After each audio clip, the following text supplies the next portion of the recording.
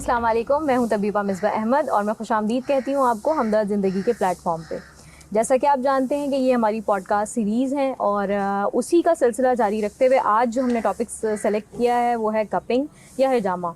इस टॉपिक के हवाले से जो है वो बहुत सारे मिथ्स भी हैं, बहुत सारी जो है वो लोगों को खदशात भी हैं कि ये ट्रीटमेंट अच्छा नहीं होता। आज हम ये जानना चाहते हैं कि इस ट्रीटमेंट में जो है वो क्या फ़ायदे हैं और क्या नुकसानात हैं, ये ट्रीटमेंट किन लोगों के लिए है और किन लोगों को इसे अवॉइड करना चाहिए, कौन से प्रैक्टिशनर्स हैं जो वाकई ऑथेंटिक हैं जो आपको ये ट्रीटमेंट दे सकते हैं और कौन से प्रैक्टिशनर्स हैं जिसको अवॉइड करना चाहिए। इन सब चीज़ों को जानने के लिए आज हमने जिन स्पीकर को अपने प्लेटफॉर्म पे यहाँ मदऊ किया है वो है डॉक्टर तस्नीम कौसर साहिबा। डॉक्टर तस्नीम, आपको बहुत बहुत शुक्रिया, आपने हमें ज्वाइन किया और अपना कीमती वक्त जो है वो हमारे लिए यहाँ आप सर्व कर रही हैं आज। डॉक्टर तस्नीम का कुछ इंट्रोडक्शन मैं देती जाऊँगी शॉर्ट सा कि डॉक्टर तस्नीम जो है वो MBBS है फ्रॉम डाउ और MCPS फेलोशिप में है। दूसरा कंसल्टेंट एंड कॉस्मेटोलॉजिस्ट भी हैं और फाउंडर एंड CEO हैं डॉक्टर तस्नीम्स क्लिनिक और पॉसिबल इंटरनेशनल की। देन प्रेसिडेंट है women chamber of commerce and industry Korangi Karachi में और साथ साथ मोटिवेशनल स्पीकर भी हैं और बिजनेस कंसल्टेंट भी हैं। अगर हम इनकी स्किल्स की बात करें तो एस्थेटिक कॉस्मेटोलॉजी, कपिंग और हिजामा साथ साथ ये करती हैं और गायनी और ऑब्स की भी इनकी प्रैक्टिस है और साथ साथ बिज़नेस मैनेजमेंट के लिए भी और एंटरप्रेन्योरशिप भी जो है वो ये करती हैं। तो डॉक्टर तस्नीम, आपने हमें ज्वाइन किया और इतना माशाल्लाह आपका वास्ट एक्सपीरियंस, हमें उम्मीद है कि आज हम अपने इस प्लेटफॉर्म से जो है वो कपिंग के हवाले से बहुत सारी चीज़ें ऐसी जो बहुत ख़तरनाक एक फैलावा है तो उसको हम अनवाइंड कर पाएंगे। तो हम अपने सवालात का सिलसिला शुरू करते हैं। सबसे पहले जो है वो कपिंग का हिस्टोरिकल बैकग्राउंड, अगर हम मेडिकल पर्सपेक्टिव से बात करें तो क्या है, और साथ साथ तिब का जो पर्सपेक्टिव है वो आप जब मेडिकल का कर लेंगी देन फिर मैं जो है वो शेयर करना चाहूँगी कि तिब के हवाले से जो है वो क्या पर्सपेक्टिव है, बट पहले आपके मेडिकल के हवाले से क्या पर्सपेक्टिव है। अच्छा जी, अस्सलाम वालेकुम। Thank you so much Misbah और थैंक यू सो मच हमदर्द ज़िंदगी जिन्होंने मुझे बुलाया। और मेरा ताल्लुक़ हमदर्द स्पेशली ईस्टर्न मेडिसिन से ख़ासा पुराना है और मैंने उस वक्त कपिंग सीखी बल्कि जब डॉक्टर्स में इसका रुझान बिल्कुल बहुत कम था।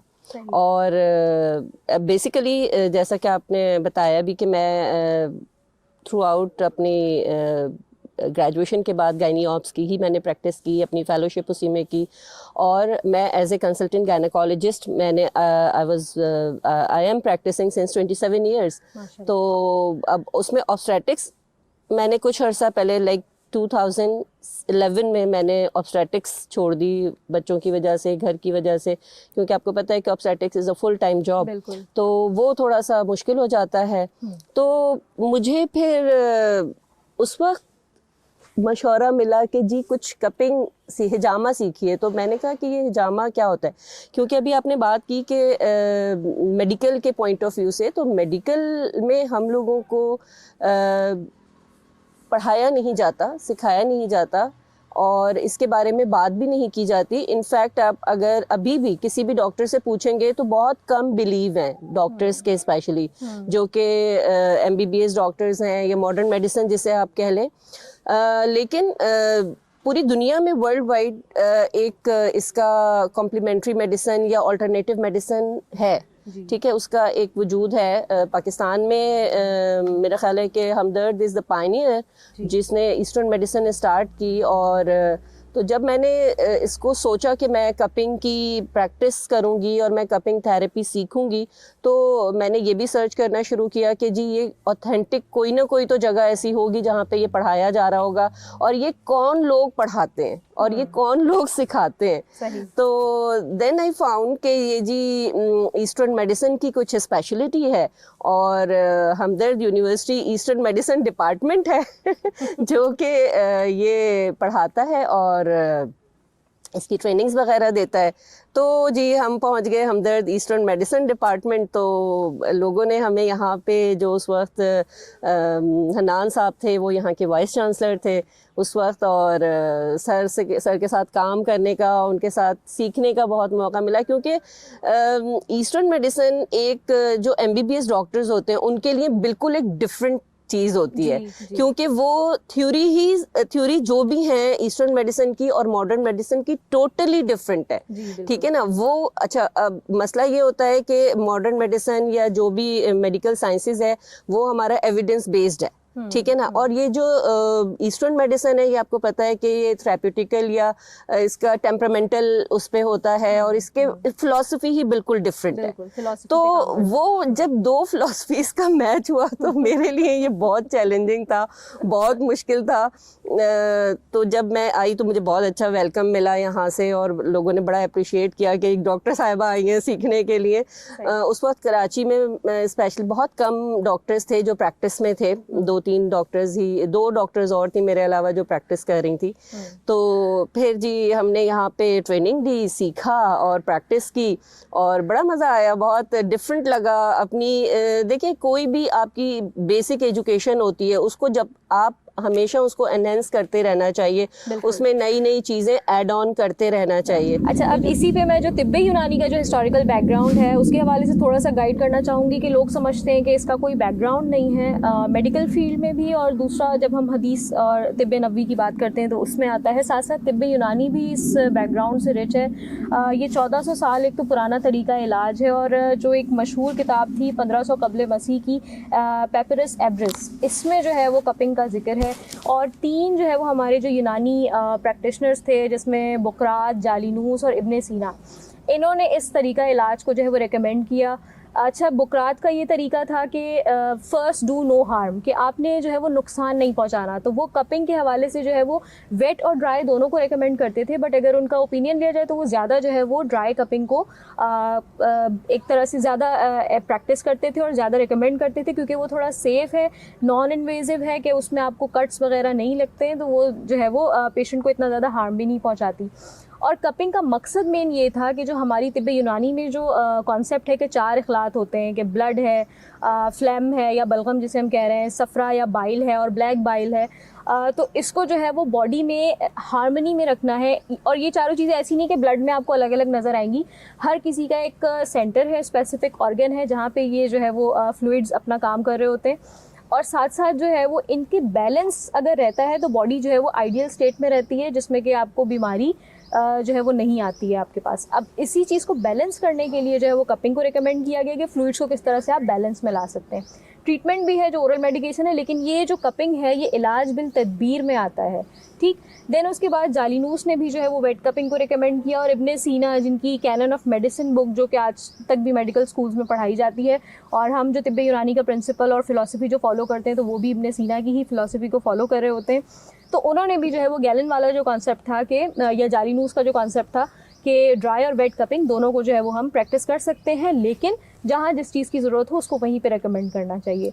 तो ये थोड़ा सा तिब्बे यूनानी के हवाले से पर्सपेक्टिव था जो मैं चाहती थी कि लोगों को पता चले कि ऐसा नहीं है कि इसका कोई हिस्ट्री नहीं है, इसकी बहुत रिच हिस्ट्री है, और बुक्स अगर पढ़ी जाएँ तो आपको बहुत चीज़ें जो है वो हिस्ट्री में। अच्छा, थोड़ा सा मैं ऐड करूँ इसमें कि जैसे अभी आपने इसकी फ़िलॉसफी इसी तरह से जब मैंने कोर्स किया और जब मैंने कोर्स बनाया था, तो फिर जब मैंने इसको डीपली स्टडी किया था, तो बेसिकली ये हमारे जो ऑटोनॉमिक नर्वस सिस्टम होता है, तो इस पे हमारी बीनीथ द स्किन जो हमारे डर्मेटोम्स होते हैं, ये बेसिकली उस पे वर्क करता है। हमारे जो नर्व एंडिंग्स होते हैं उस पे ऐड करता है। देखिए, ये क्योंकि ब्लड लेटिंग प्रोसीजर है, ठीक है, बहुत सारे लोगों का मिसकंसेप्शन होता है कि जी इससे बेहतर है कि हम ब्लड डोनेट कर दें, जी, ठीक है ना। ये भी एक लोगों का बड़ा होता है कि जी, जब स्पेशली मेरे लिए बहुत मुश्किल होता था जब मैं अपने कोलीग्स को और अपने सीनियर्स को ये चीज़ डिस्कस करती थी और उनको बताती थी, तो कहते थे ये तुम क्या मतलब कहाँ क्या सीख रही हो, ये वो, इससे अच्छा ब्लड डोनेट कर देते हैं, बॉडी डिटॉक्सिफाई हो जाती है। ऐसा नहीं होता, ठीक है ना, क्योंकि इसके सर्टेन स्पेसिफिक पॉइंट्स होते हैं, स्पेसिफिक नर्व एंडिंग्स होती हैं। ये हमारे जो ऑटोनॉमिक नर्वस सिस्टम होता है उस पर वर्क कर रहा होता है, हमारे सिस्टमिक ऑर्गन्स के साथ इसको अलग अलग वो कर रहा होता है। तो इट्स अ साइंस। बिल्कुल, ये ऐसा नहीं है कि जी बस आपने ब्लड जो डोनेट कर रहे होते हैं वो लार्ज वेसल से कर रहे होते हैं, वो ब्लड ऐसा नहीं होता। हिजामा का ब्लड आप किसी को लगा नहीं सकते, एग्जैक्टली, ठीक है ना। अच्छा डॉक्टर साहिबा, अब कपिंग पे थोड़ा सा और इसको खोलते हैं इसको कि कपिंग की टाइप्स पाकिस्तान में जो कॉमनली प्रैक्टिस हो रही हैं।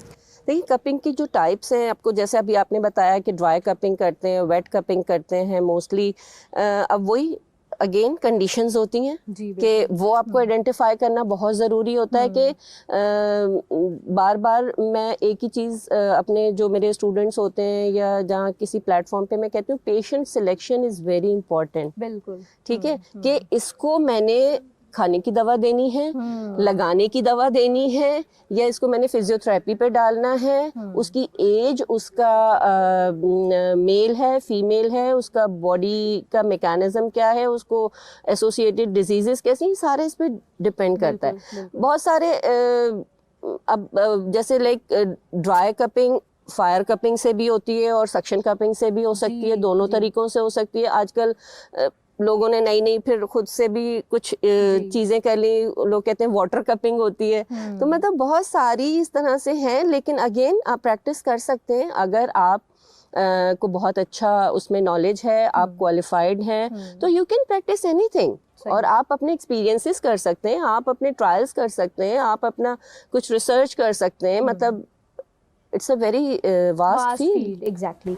अच्छा डॉक्टर साहिबा, जब हम पेशेंट्स को कपिंग एडवाइस कर रहे होते हैं तो क्या हर तरह का पेशेंट जो है, लाइक एज ग्रुप के हवाले से अगर हम बात करें, जेंडर के हवाले से बात करें, तो क्या हम सबको कपिंग एडवाइस कर सकते हैं? नहीं, बिल्कुल ऐसा नहीं है। एज ग्रुप की लिमिटेशंस हैं।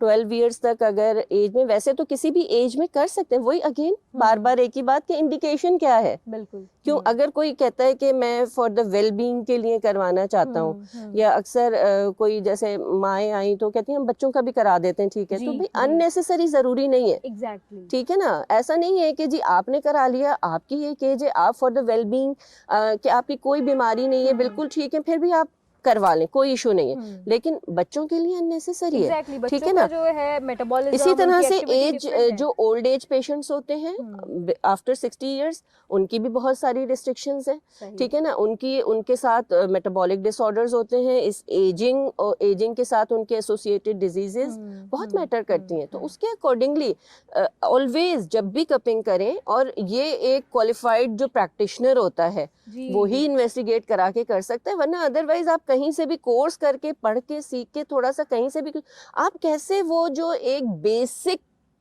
तालीम हासिल की गई थी, मैं स्पेशलाइजेशन की बात नहीं कर रही, एक बेसिक ह्यूमन बॉडी से आप, मेरा एक हमेशा से वो होता है कि आप एक सुन्नत, आप कहते हैं, बहुत सारे लोगों से मेरी से बड़ी बहस होती है, वो कहते हैं हम सुन्नत को प्रमोट कर रहे हैं, तो सुन्नत को आप बेशक करें। मैंने एक हदीस में क्यों सुनता कि हुजूर सल्लल्लाहु अलैहि वसल्लम ने जब हिजामा करवाया था, उसमें मुस्तनद तबीब, तो मुस्तनद तबीब is a qualified doctor. Exactly. ठीक है ना। तो आप कैसे कह सकते हैं कि कोई भी हिजामा कर सकता है? देखिए, कोई भी इंजेक्शन लगा सकता है, लगा सकता है, बिल्कुल। तो कोई भी नर्स, कोई भी मिडवाइफ डिलीवरी भी कराती है, अपने क्लिनिक्स भी चला रही होती है, तो वो हम उसको क्या कहते हैं? क्वैकरी कहते हैं। एग्जैक्टली। ठीक है, डिफरेंस होना चाहिए, डिफरेंस होना चाहिए। क्वालिफाइड तबीब या डॉक्टर और एक अनक्वालिफाइड कोई भी शख्स जिसको सुन्नत फॉलो करवानी है, और वो कपिंग शुरू कर देते हैं, तो ऐसे में वहाँ आपका जाना आपको नुकसानदेह हो सकता है, क्योंकि फिर वही एक केसेस आते हैं सामने के इतना ब्लड निकल गया कि डेथ की तरफ चले गए। बिल्कुल। तो ये वाली चीजें उस वक्त होती हैं, मैं बताऊं, डेथ की क्वालिफाइड कोई फिजिशियन ना हो, डेथ ना भी हो, फिर भी कुछ कंडीशंस होती हैं। एनीमिया है, पेशेंट्स किसी ब्लड थिनर्स पे है, कुछ सडन सिंकोपल अटैक्स होते हैं। मेरे पास कुछ पेशेंट्स आए, उन्होंने मुझे हिस्ट्री नहीं दी थी कि उनको एपिलेप्सी है। सही। ठीक है, तो एपिलेप्सी में कोई भी अननेसेसरी ट्रिगरिंग आपको एग्रीवेट कर जाती है। उनको फिट्स पड़ गए ड्यूरिंग कपिंग। ये मेरे साथ हुआ। अच्छा, मैं तो क्योंकि मैं डॉक्टर हूँ, मैंने संभाल लिया, क्योंकि आप एक सेटअप में होते हैं, क्लिनिक के सेटअप में होते हैं, हॉस्पिटल के सेटअप में काम कर रहे होते हैं, आप संभाल सकते हैं। ठीक है। एक जो वैसा बंदा है, एपिलेप्सी में क्या होता है, मैं अब फिट्स पड़ गए फर्ज करें, उसमें होता है कि आप फिट आ रहे हैं, आप उस वक्त कुछ भी ना करें। यूजुअली लोग क्या कर रहे होते हैं, किसी को, एक लेमैन के सामने अगर एपिलेप्टिक बंदा फिट्स में आ जाता है, तो वो पागल हो जाते हैं कि जी इसको किसी तरह से रोक नहीं सकते। ऑब्वियसली वो एक एपिसोड है, वो अपना टाइम है। आप, अब मुझे पता है कि मुझे उसकी टंग बाइट बचानी है, मुझे उसका थ्रोट क्लियर रखना है, ये चीज सिर्फ डॉक्टर को पता है। सही। उसको उस वक्त हिलाना जुलाना नहीं है, उस वक्त उसको आवाजें नहीं देनी, उस वक्त शोर नहीं मचाना, उस वक्त आप उसको होल्ड कर लें। ठीक है। उसका जब वो फिट का टाइम खत्म होगा तो खुद ब खुद वो सही हो जाएगा। अब आते हैं, थोड़ा सा हमने कपिंग पे बात कर ली, पेशेंट के हवाले से हमने थोड़ा डिस्कस कर लिया, लेकिन जब हम बात करते हैं कपिंग के प्रैक्टिशनर्स, तो उनकी प्रोफाइल स्पेसिफिकेशंस जो आप समझती हैं कि बहुत ज़रूरी है आम इंसान का जानना, क्योंकि जो नॉन मेडिकल होते हैं उनको बिल्कुल आइडिया नहीं हो रहा होता। बस वो बोर्ड देखते हैं, बड़ा सा लगा हुआ है, अच्छा सा सेटअप है और वेल टू डू डॉक्टर बैठा हुआ है या तबीब बैठा हुआ है, तो वो समझते हैं कि बस ये ठीक होगा। तो और बोर्ड्स लगे हुए हैं, तो ज़ाहिर है डिग्री तो कोई भी नहीं देख रहा होता जाके। अब तो खैर सिंध हेल्थ केयर कमीशन ने काफ़ी चीज़ें चेंज कर दी हैं, बट स्टिल लोग नहीं जान पाते। बिल्कुल। तो ऐसे में जो है वो क्या स्पेसिफिकेशन है या क्या सवाल जो है वो पेशेंट कर सकता है डॉक्टर से या तबीब से, कि भाई ताकि उसको आइडिया हो कि मैं सही जगह आ गया हूँ? अच्छा देखो, इसके लिए ना अब हर कंट्री की अपनी अपनी पॉलिसीज़ हैं। सही। ठीक है ना। हमारे यहाँ लकीली अनलकीली कहूँ या लकीली कहूँ पता नहीं, मतलब जो तिब का जो सबसे मोस्ट इम्पॉर्टेंट जो शोबा है वो बड़ा मतलब खेल बना हुआ है। सही है ना। हर एक की अपनी काउंसिल्स हैं, मतलब अब जैसे तिब्बी काउंसिल है या हमारी पीएमडीसी है या और इस तरह के दूसरे इदारे हैं।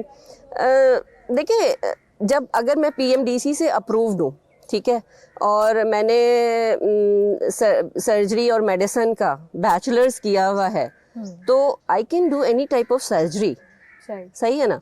बेसिक सर्जरी तो कोई भी एमबीबीएस डॉक्टर कर सकता है। हाँ, लेकिन अब कुछ रिस्ट्रिक्शन है क्योंकि ये मॉडर्न मेडिसिन में इम्प्लीमेंट नहीं है। हालांकि पूरी दुनिया में मैं आपको बताऊं कि कपिंग जो है वो यूके में, दुबई में, अमेरिका में, हर जगह ये कॉम्प्लीमेंट्री मेडिसिन में आती है।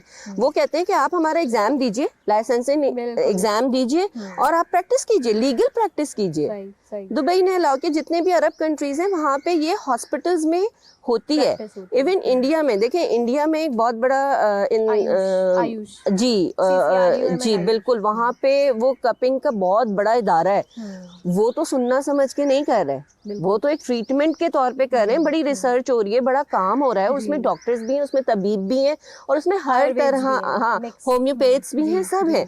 तो देखिए, जिसने भी तिब से रिलेटेड कोई भी, मुझे जो लगता है कि कोई भी डिग्री ली है, चाहे वो एफटीजे किया है, एफटीजे या बीएमएस, तो चलो उनके तो डोमेन में आती है, ठीक है ना, उनके कैरिकुलम में शामिल है, तो वो तो ठीक है, वो करें ज़रूर, उनकी तो बनती है। लेकिन मुझे लगता है कि एमबीबीएस डॉक्टर भी आसानी से कर सकता है। जब वो इतनी बड़ी सर्जरीज कर सकता है तो ये तो बहुत ही नॉन इन्वेजिव और बेसिक सर्जरी होती है। जिसने इंसान की एनाटमी पढ़ी हुई है, एग्जैक्टली, बिल्कुल। यहाँ नर्व्स हैं, यहाँ वेन्स हैं, यहाँ ये अब थोड़ा सा ये होने लगा है कि जी हमारे यहाँ की कुछ रिस्ट्रिक्शंस हैं, तो ठीक है, जब हम इस मुल्क में रहते हैं तो हमें इस मुल्क के रूल्स रेगुलेशन को फॉलो करना चाहिए, ठीक है ना। अब जैसे बहुत सारी चीज़ें होती हैं, अभी आपने जैसे बताया भी था कि मैं कॉस्मेटोलॉजी भी करती हूँ, तो ठीक है ना, हमारे यहाँ अभी तक एस्थेटिक कॉस्मेटोलॉजी के कोई एज सच मैं कहूँ कि कोई इदारा है अभी तक नहीं है, कोई भी ऐसा इदारा। हाँ, डर्मेटोलॉजिस्ट ऑथराइज्ड हैं, वो कर सकते हैं, एमबीबीएस डॉक्टर हैं, वो प्रैक्टिस कर सकते हैं। भाई, जब स्किन के साथ डॉक्टर कर सकता है तो ये भी जस्ट स्किन के, हम उससे बेनीथ जाते ही नहीं है। और जब आपको एक हाँ, मैं कहती हूँ कि इसके कोर्सेज ज़रूर करने चाहिए जो डॉक्टर्स हैं उनको, क्योंकि ये एक डिफरेंट उससे ताल्लुक़ रखता है जिस पे हमारी मेडिकल डॉक्टर्स की इतनी ज़्यादा जिसे कहना चाहिए कि हमें नहीं सिखाया गया होता। नहीं, कॉम्प्लीमेंट्री मेडिसिन का हमारी बुक्स में है, जो बेसिक साइंसेस की बुक्स हैं, फिलॉसफी डिफरेंट है। हाँ, ठीक है ना, आप उसको समझें तो बहुत ज़रूरी है। तो मेरा तो जब भी कोई डॉक्टर सीखना चाहता है, मैं उसको बड़ी खुशी से सिखाती हूँ और मैं कहती हूँ कि भाई अपनी प्रैक्टिस में शामिल कर लो। अब अगर बोर्ड लगाने की इजाज़त नहीं है तो ना लगाओ, उससे क्या फ़र्क पड़ता है। आपका क्लिनिक है, आप अप्रूव्ड क्लिनिक है, आप अपनी उसमें मेल प्रैक्टिस नहीं कर रहे, आप कोई बल्कि मुझे लगता है डॉक्टर ज़्यादा, क्योंकि उन्होंने ऑपरेशन थिएटर में काम किया होता है, जितनी हाइजीन मेंटेन करके डॉक्टर कर सकता है कोई भी नहीं कर सकता। बिल्कुल।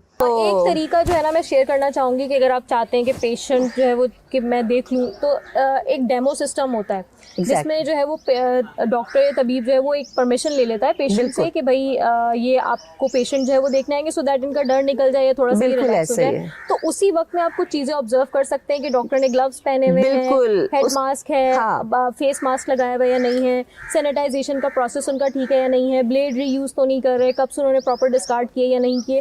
तो इन चीज़ों को ज़रूर आप उस डेमो के दौरान देखें। ये चीज़ें बहुत ज़रूरी हैं। आपको किसी भी क्लिनिक में जाके, किसी भी सेटअप में जाके बहुत अच्छी तरह से अंदाज़ा हो जाता है।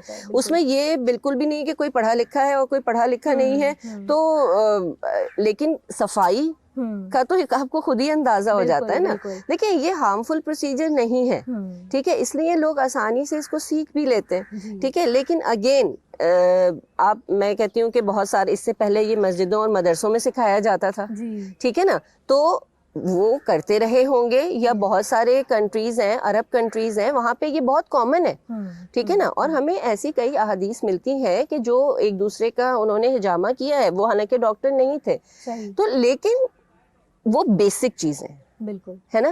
कि जैसे अब घर में ख़वातीन होती हैं, उनसे कहें कि जी पेनाडोल या कोई भी पैरासीटामोल या कुछ भी दवा बच्चे को बुखार के नहीं, लेकिन इससे ज़्यादा वो नहीं दे सकती ना।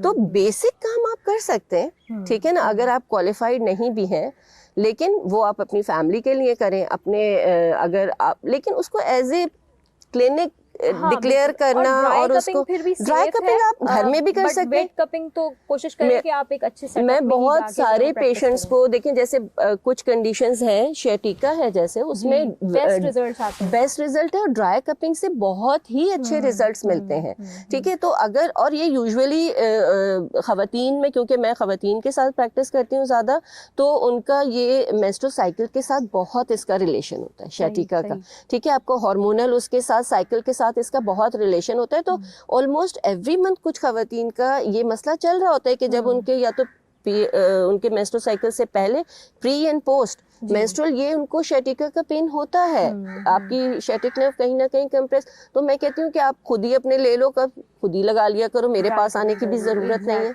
ठीक है ना। तो अगर आपको डॉक्टर सही गाइड कर दे उसके अकॉर्डिंगली, तो आपकी छोटी छोटी टिप्स से, आपकी छोटी छोटी प्रैक्टिस से आपके मरीज की जिंदगी आसान हो सकती है। बिल्कुल। अच्छा डॉक्टर साहिबा, अब एक सवाल है कि पेशेंट जाता है कपिंग के लिए, और वहाँ पे जो है वो कप्स की तादाद, हाँ, पेशेंट को तो पता नहीं होता कि उसको कितनी जरूरत है और कितनी नहीं है। बिल्कुल। तो क्या ये प्रैक्टिस अच्छी है कि एक ही टाइम में 10 कप्स और 15 कप, और कोई कहता है कि नहीं बस 2 कप भी बहुत होते हैं? जी बिल्कुल, तो ऐसा ही है। कौन से कप्स की क्वांटिटी जो है ना अच्छी है, क्योंकि बिल बहुत चौड़ा बनता है, बिल बहुत चौड़ा बनता है, बिल्कुल ऐसा ही है। देखें, ऐसा बिल्कुल भी नहीं है, आप लोगों ने भी पढ़ा होगा और सीखा होगा कि कपिंग के लिए अगर कुछ पॉइंट्स ऐसे होते हैं कि जो मुख्तलिफ डिजीज़ में सेम पॉइंट्स होते हैं, है ना।